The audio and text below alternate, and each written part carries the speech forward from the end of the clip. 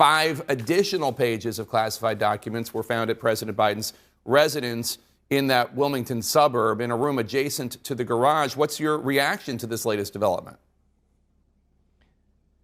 Well, my concern is that the special counsel was called for, but yet hours after that, we still had the president's personal attorneys who have no security clearance still rummaging around the president's residence looking for things. I mean, that would essentially be a crime scene, so to speak, after the appointment of a special counsel. So, you know, we have a lot of questions for the National Archives. We have a lot of questions for the Department of Justice, and hopefully we'll be getting some answers very soon. So you just this morning, you have a new letter to the White House Chief of Staff, Ron Klain, demanding more information about these classified documents. What more do you want to know? We want to know the visitor logs to the residence. We want to know who had access to the Biden Center for Diplomacy, because this is the same type of investigation that the Democrats were so outraged and launched and demanded happen to President Trump. What we see with President Biden is there are multiple locations. We would never have known about the possession of the classified documents were it not for investigative reporting by CBS that somehow got a leak to determine that this had happened prior to the election. So the administration hasn't been transparent about what's going on with President Biden's possession of classified documents. And we just want equal treatment here with respect to how both former President Trump and current President Biden are being treated. Former President Trump is under an investigation for his own classified documents. There are about 20 in the case of Biden. For Trump, there are more than 300 classified documents at Mar-a-Lago. A big difference here, just on the facts, Trump did not fully comply with the subpoena. His lawyers falsely told investigators that they turned everything in. Take a listen to what you told CNN about this situation last November. I don't know much about that. That's not something that we've requested information just to see what was going on, because I don't know what documents were at Mar-a-Lago. So, you know, that's something we're just waiting to see what comes out on that. But is it fair to say that investigation won't be a priority? That will not be a priority.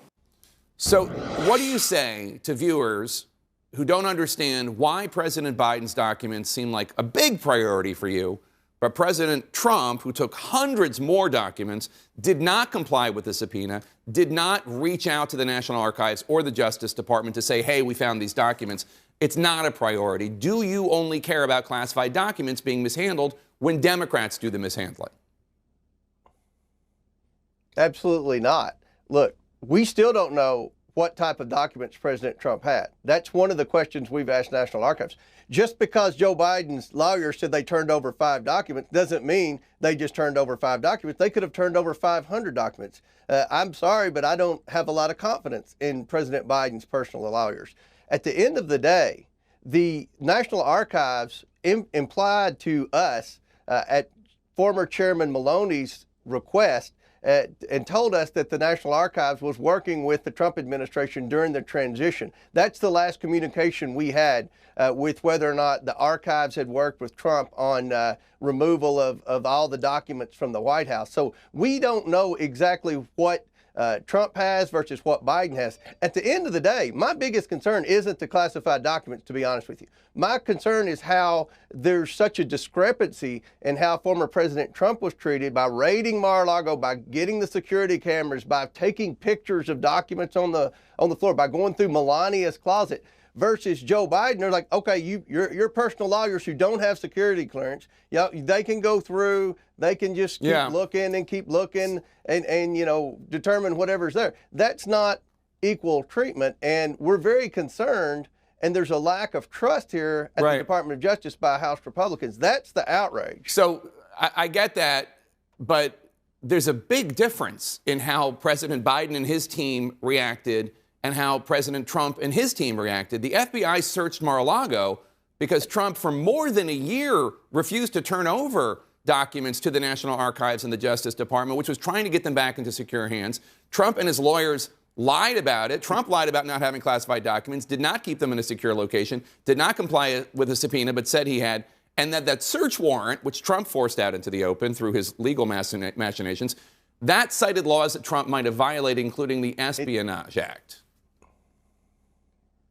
It's my understanding that President Trump did let the National Archives go through on numerous occasions, Mar-a-Lago, looking at the documents. What my understanding is, and again, we don't know because we haven't been briefed, was that President Trump was arguing with National Archives over what is classified and what is not. As we've heard the president say before, the president has the authority to declassify documents. Now, the question is whether or not the president actually declassified the documents. The vice president does not have the authority to declassify. Actually, the vice president does have. There's a big difference. The vice president does. I'm not saying the vice president does have that authority. We disagree that the vice president does. But just to put first of all, you're asking for the visitors' logs at President Biden's Greenville, outside Wilmington, Delaware home. Are you also asking for the visitor logs at Mar-a-Lago? Because the issue of whether or not sources and methods are compromised, whether or not any of these documents got into the wrong hands, whether or not Biden or Trump allowed documents to be kept in a haphazard way, that exists, period. And I'm wondering why the request for visitor logs in Greenville, but not in Mar-a-Lago?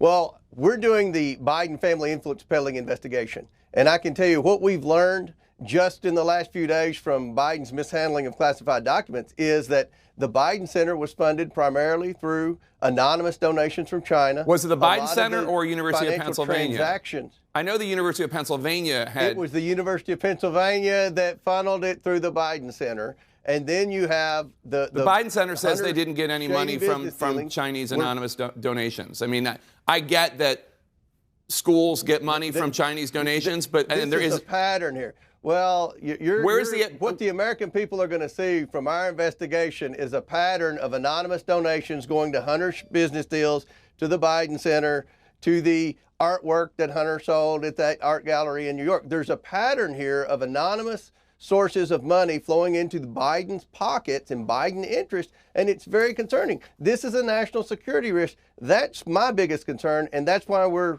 pressing forward with this investigation. So I guess the average American who doesn't really care whether the person you're investigating has a D or an R next to their name might listen to this interview and think, I don't have any problem with anything he's investigating when it comes to Biden, but how come he's not investigating all the same stuff when it comes to Trump? I mean, there are questions about influence peddling when it comes to the Trump family. There's questions about visitor logs when it comes to Mar-a-Lago. I mean, if you are going to be doing the Oversight and Accountability Committee, which you've renamed, for the American people, not just for Republicans, it would seem to me that all of it should be investigated.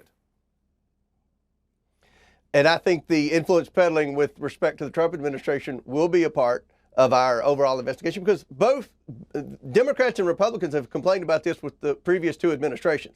So something needs to be done. Also, something needs to be done with respect to how classified documents leave the White House and go to the post-presidency or post-vice presidency. That's another issue we will try to fix from a legislative point of view.